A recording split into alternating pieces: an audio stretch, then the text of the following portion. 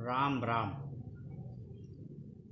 अजोपि सन्नव्यात्मा भूतानामीश्वरोऽपि सन् प्रकृतिं स्वामधिष्ठाय संभोवात्म्य मायया।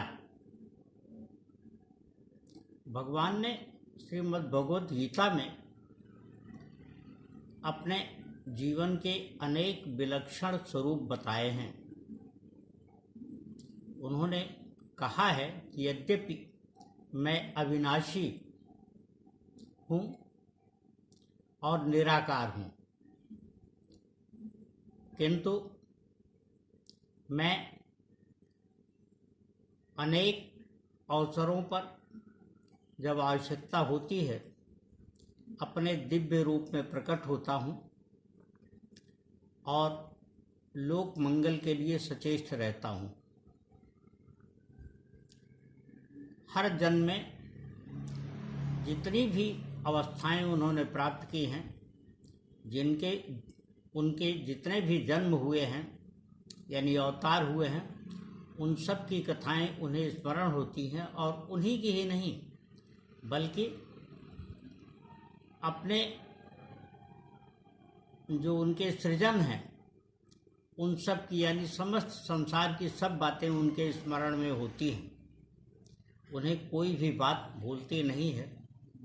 अपनी विलक्षणता के बहुत सारे लक्षण उन्होंने बताए हैं श्रीमद् भगवद गीता में, और उनका हर कथन अपने आप में एक संपूर्ण शास्त्र है।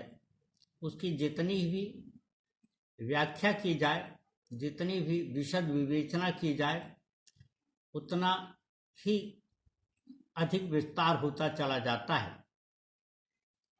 किंतु आज का संदर्भ यह है कि एक मनुष्य का सामान्य जीवन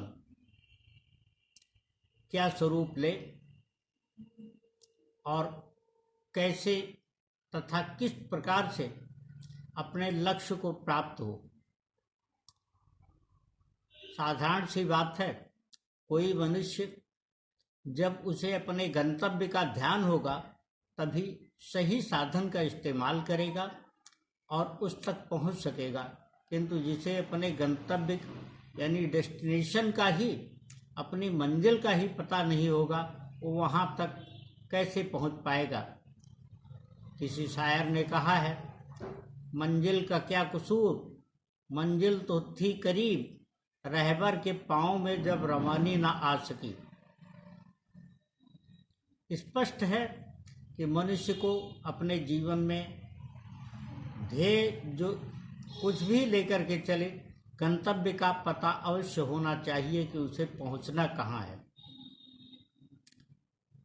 जिंदगी बहुरंगी है। यह बहुरंगी जिंदगी, यह जीवन एक तरंग है जो बचपन में सब रंग होती है।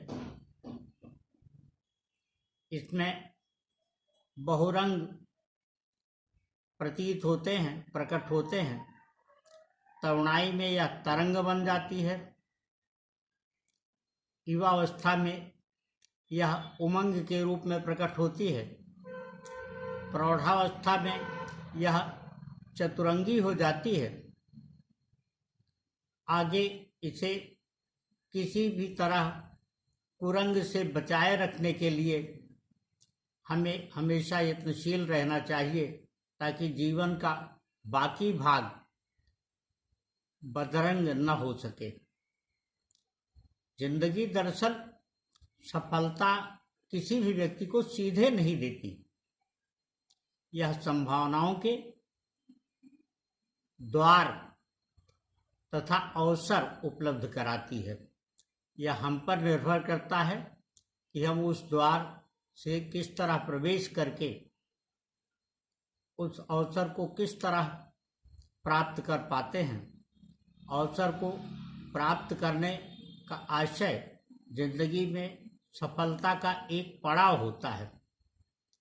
जब हम उस पड़ाव पर पहुंच चुके होते हैं तो हमें स्वयं यह तय करना होता है कि आगे क्या करना है।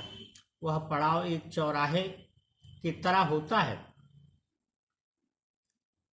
मनुष्य अगर अपने जीवन में ध्येय को और गंतव्य को ध्यान में रखे तो कभी उस पड़ाव पर पहुंचने के पश्चात उसे यह विरोधाभास झेलना नहीं पड़ेगा कि चौराहे पर खड़ा हूँ, चलूँ तो किधर चलूँ, खुद बन गए हैं राह की दीवार रास्ते।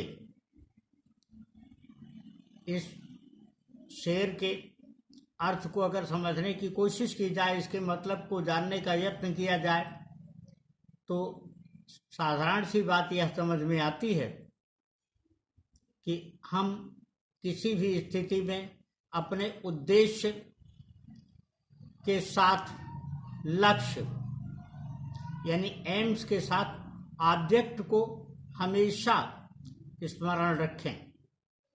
जिंदगी विविधताओं से परिपूर्ण तभी बन सकती है, इसे तभी सही मकाम हासिल हो सकता है और यह तभी सार्थक बन सकती है। किंतु यह समझने की भी आवश्यकता है कि जिंदगी कोई भी बात, कोई भी सत्प्रेरणा तभी प्राप्त कर पाने में सफल होती है जब हम आत्म ऊर्जा से भरपूर हो। और आत्म ऊर्जा वास्तव में हमारी अपनी होती है, वह किसी के द्वारा बनाई या किसी के नकल की हुई होगी तो हम उसके प्रति निरंतर सचेष्ट नहीं रह पाएंगे। इसमें हम जब स्वयं की सुगंध यानी अपने कर्मों की सुगंध, अपने पसीने की सुगंध पैदा करने की कोशिश करेंगे, तभी यह हमें सफलतादायक होगी। अन्यथा असफलता और पराभव का भाव ही लेकर के हमें अपने जीवन को अतृप्त छोड़ना होगा। और जब जीवन अतृप्त रहता है तो यह शांति और संतोष दे पाने में भी असफल रहता है और पूरा जीवन निरर्थक हो जाता है। राम राम।